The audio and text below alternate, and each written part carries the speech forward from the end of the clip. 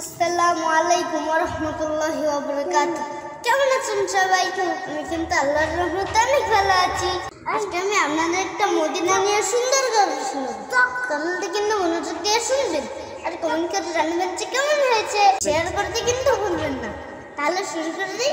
আচ্ছা, ভালোবাসার জায়গা মদিনা, ভালো লাগার জায়গা মদিনা, ভালোবাসার জায়গা মদিনা, ভালো লাগার জায়গা মদিনা।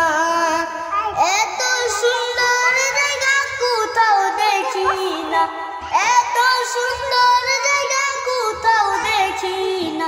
সাজিয়েছেন দয়াল রব্বানা, ভালো লাগার জায়গা মদিনা, ভালোবাসার জায়গা মদিনা, ভালো লাগার জায়গা মদিনা, ভালোবাসার জায়গা মদিনা, ভালো লাগার জায়গা মদিনা।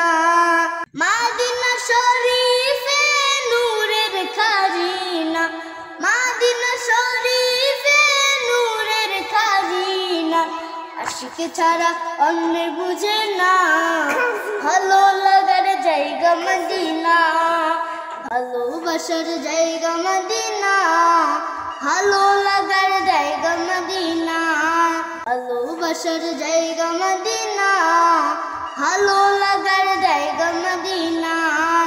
একদিন কবর যাব কেউ তো যাবে না, একদিন কবর যাব কেউ তো যাবে না। যাবে আমার শাহে মদিনা, ভালো লাগার জায়গা মদিনা, ভালোবাসার জায়গা মদিনা, ভালো লাগার জায়গা মদিনা, ভালোবাসার জায়গা মদিনা, ভালো লাগার জায়গা মদিনা।